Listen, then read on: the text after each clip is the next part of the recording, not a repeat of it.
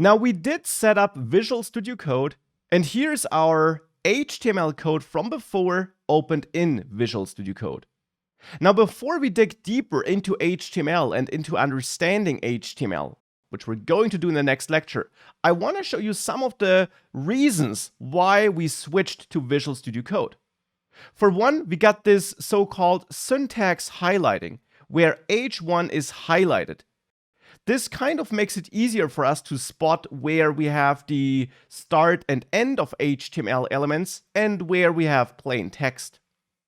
In addition, we, for example, can hover over this H1 element and we get extra information about it. For example, we learn that the H1 element represents a section heading. We even get a link which we can click, which takes us to a website, the MDN web documentation, which is kind of like the official documentation for HTML and web technologies, where we can learn more about that specific HTML element. Now, you don't need to read through that article at the moment, but that can be nice to have as well.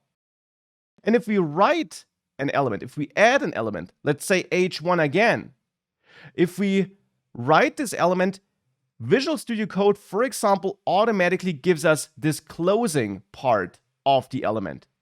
That's another little convenience feature which it gives us, which also helps us avoid errors. Because with that, for example, it's more difficult for us to forget this important forward slash on the closing part of our element here, of our HTML code.